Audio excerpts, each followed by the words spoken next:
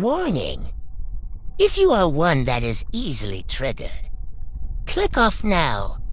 These are cold facts, ugly truths in my opinion. You've been warned. Babies, you like to another video with your boy Alex, and we back again with another clip. Today, we got a perfect example of why guys have trust issues. So, we can waste more time, let's go get straight into it. My toxic trait is I've been trying to fix my shit with meaningless situationships, knowing that no man could ever love me the way my father did, so I don't even bother with no relationship. Choosing men that's emotionally unavailable, because the trauma that I carry, I've been trying to bury. So I picked the ones I couldn't even tell it to. And when it's said and done and me and him are through, he took another piece of me. So now it ain't no peace for you. You couldn't keep me if you wanted to. My toxic trait is that I'm disappearing as soon as I feel like somebody knows me. No tear-stained pillows when I was the only one there to hold me, just nights, staring at the ceiling. No tears left to cry, just disappearing feelings. No sad song to be sung, just little me going numb. And I got so used to being loved from a distance that when I came across the first man that did it, I wasn't even tripping. And my toxic trait is, for that, I don't think I need no therapy. It makes sense because the ones that was supposed to be wasn't ever there for me. And my heart been so turned inside. Two-parent households are necessary. They're actually vital for the health of society because, you know, there is a influx in crime and a whole bunch of dumb shit. There's an influx in the way the world is regressing, society is regressing. You understand what I'm saying? I'm not gonna get into the politics of it, but you know, if you watch the news, if you've seen what's going on in the recent times, this is a time unlike any time before. There's one main common denominator for a lot of the bullshit that a lot of society is going through. Fathers being absent in children's lives. This female describing how she has a certain disdain for men, right? And she deals with men, but she can't get serious with them enough to keep them, right? So she has a revolving door of men. And any man that she feels like exposes her or gets her in a vulnerable state, she wants to shut him out. Typically, these are the females that get good guys and start a man on his RP rage journey. She will put a man down a path and break his heart. Since she didn't have this family structure going up as a child, her perception on men is already at a disadvantage. She's gonna feel like every man is either out to get her or want something from her. Trying to figure out a female that has not had a stable father figure in her life, you working against yourself. She doesn't even want help. She just content. She just accepting her fate, right? There are a lot of females this way. There's a small percentage of females that grew up with a two-parent household.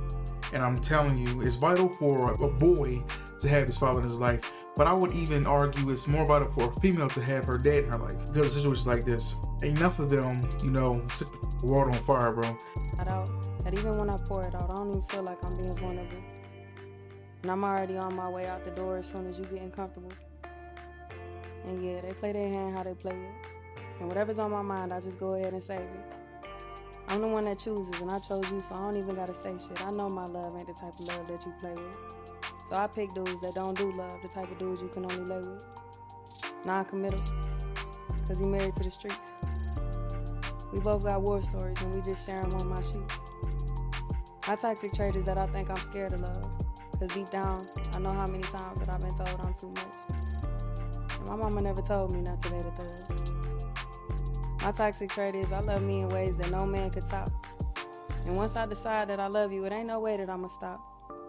And the only way to break this bond is if he f***ed up, and every time he do, I still find a way to suck it up. And my problem is, I hear you even when you don't say it. And even without acknowledging the apologies, I already decided that I'm staying. My toxic trait is that I ain't even hurting every time they do me dirty. I broke my father's heart, so when it comes to this love thing, I'm questioning if I'm worthy. Shorty said she broke her father's heart.